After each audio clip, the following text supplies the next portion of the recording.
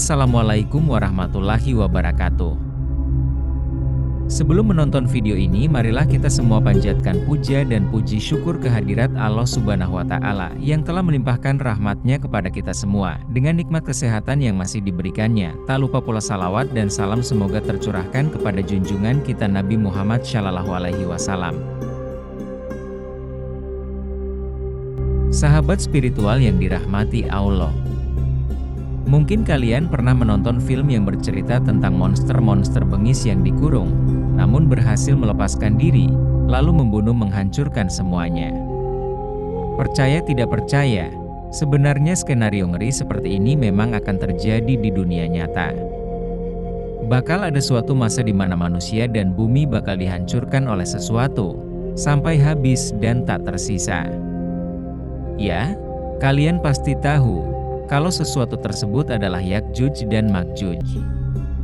Keyakinan akan munculnya Yakjuj dan Makjuj ini bukan lahir dari persepsi semata, melainkan tertulis jelas di dalam Al-Quran dan hadis sahih. Bahkan kitab-kitab agama lain menyiratkan kisah mengerikan ini. Yakjuj dan Makjuj sendiri tak hanya akan menghancurkan manusia dan bumi, tapi juga menjadi salah satu tanda kiamat. Sebelum masuk ke inti pembahasan, bantu support channel Spiritual of Universe dengan like, subscribe, dan tulis pendapat kalian di kolom komentar. Bismillah, marilah kita bersama-sama menjelajahi petunjuk yang agung ini.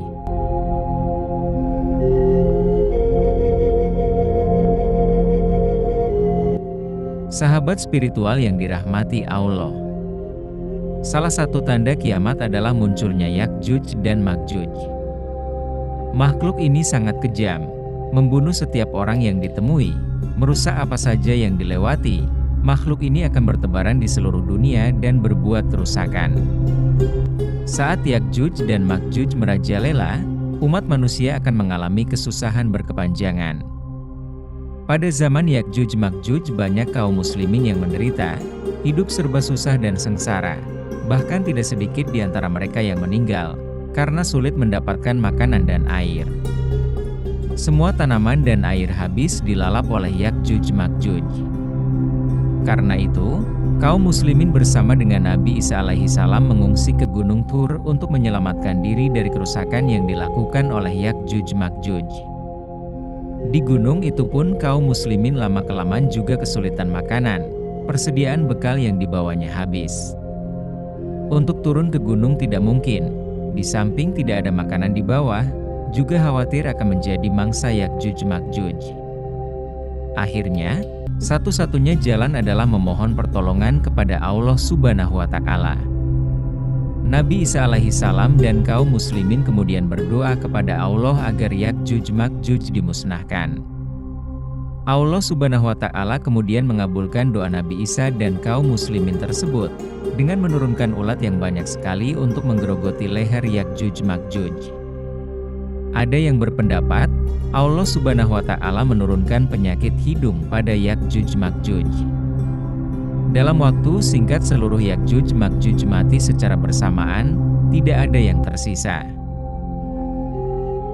Dalam riwayat yang lain disebutkan bahwa matinya Yakjuj Makjuj itu disebabkan amukan angin taufan, yaitu angin yang pernah digunakan untuk membinasakan kaum Ad. Akibat dari besarnya tiupan angin tersebut, dalam waktu kurang lebih 1 jam, Yakjuj Makjuj sudah mati semua, tidak ada yang tersisa. Musnahnya Yakjuj dan Makjuj. Nabi Isa alaihi salam dan kaum muslimin kemudian bersyukur kepada Allah Subhanahu wa Ta'ala atas pertolongannya.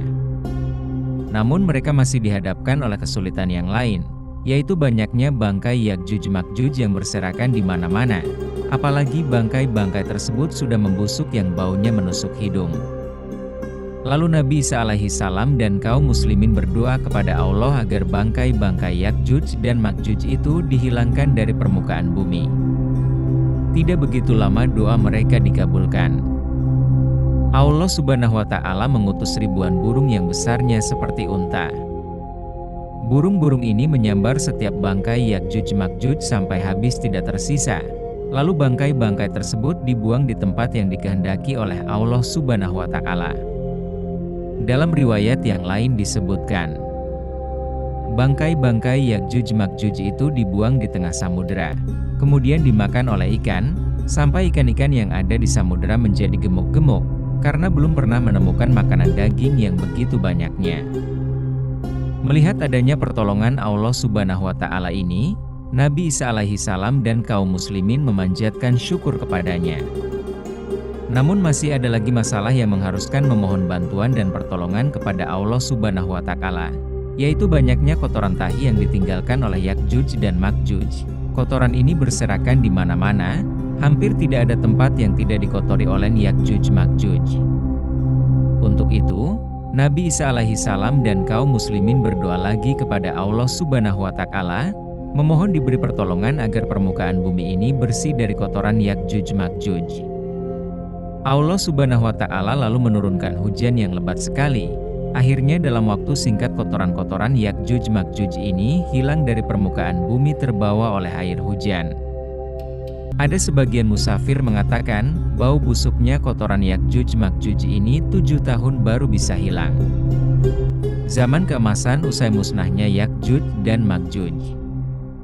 Seluruh peristiwa di atas telah dijelaskan oleh Nabi Muhammad SAW dalam sabdanya. Maka Yakjuj Makjuj dikirim oleh Allah Subhanahu wa Ta'ala, mereka mengalir dari tempat-tempat yang tinggi. Barisan muka mereka melalui danau Tiberias, lalu mereka meminum air danau tersebut sampai habis. Kemudian barisan terakhir lewat pula di situ, lalu mereka mengatakan bahwa di sini dulu pernah ada air.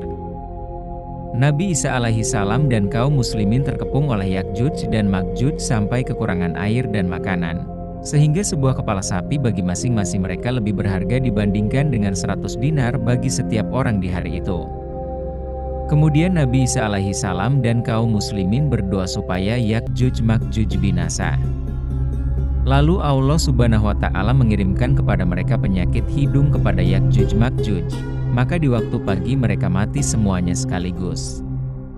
Selanjutnya Nabi Isa alaihi salam dan kaum muslimin turun dari Bukit Hur ke dalam negeri, dan didapatinya sudah tidak ada tempat terluang sejengkal pun, melainkan telah dipenuhi oleh bangkai busuk Yakjuj Makjuj.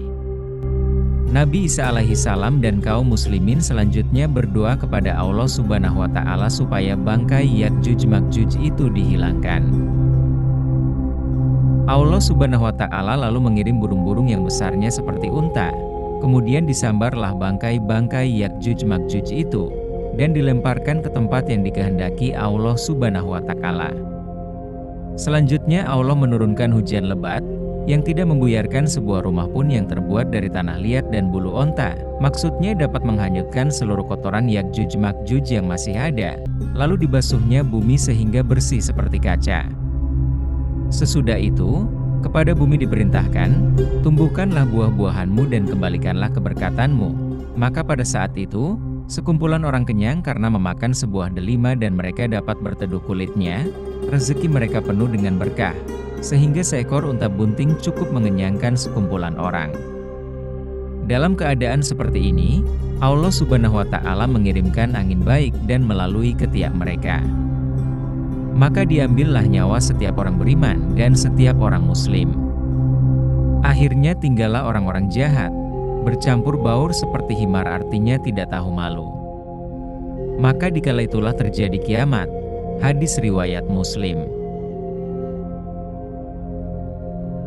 Setelah itu, kehidupan kaum muslimin semakin baik, semakin aman dan tentram, bahagia dan rizkinya penuh dengan berkah. Sampai-sampai makan kurma satu sudah kenyang. Pada saat itu Nabi Isa alaihi salam menjalankan syariah Rasulullah Shallallahu alaihi wasallam dalam menata kehidupan masyarakat Islam, dan banyak juga orang kafir yang masuk Islam setelah melihat kebenaran ajaran-ajarannya. Di mana-mana tampak kerukunan, ketentraman dan kedamaian umat, jarang terjadi kejahatan dan penganiayaan. Yang ada adalah kesatuan dan persatuan umat dalam mengabdi dan berbakti kepada Allah Subhanahu wa Ta'ala. Akan tetapi masa seperti ini amatlah singkat dan tidak berlangsung lama, hanya berlangsung selama ditunggu Nabi Isa alaihi salam. Sedikit tambahan, bahkan hari yang terang benderang, Sesaat kemudian tiba-tiba menjadi gelap gulita seperti malam tak ada bintang. Rasulullah Shallallahu Alaihi Wasallam bersabda, turun dari langit burung-burung yang sangat banyak berlapis-lapis. Lehernya saja mirip bentuk dan besarnya dengan leher unta, ujar Ustadz Zulkifli. Burung tersebut datang untuk mengambil serpihan bulan yang berserakan dan pecahan daging bangkai Yakjuj Makjuj yang menyebabkan bumi menjadi busuk. Kemudian Nabi Isa alaihi salam kembali mengangkat tangannya ke langit berdoa untuk menurunkan hujan agar bumi bersih. Maka 3 hari berturut-turut Allah Subhanahu wa Ta'ala turunkan hujan. Sisa-sisa bangkai daging membusuk Yakjuj Makjuj dibawa oleh air hujan menuju ke laut dan dihabisi oleh ikan-ikan yang ada, ujar Ustadz Zulkifli. Sehingga bumi kembali dan bersih terang benderang. Maka mulai saat itu manusia memasuki fase kelima. Semoga video ini dapat bermanfaat untuk kita semua. Jika ada yang baik itu datang dari Allah Subhanahu wa Ta'ala, dan jika ada yang buruk itu datang dari diri saya pribadi. Mohon maaf atas khilafan tutur kata dan perbuatan. Semoga Allah membimbing kita semua ke jalan yang benar. Wabillahi taufik wal hidayah. Wassalamualaikum warahmatullahi wabarakatuh.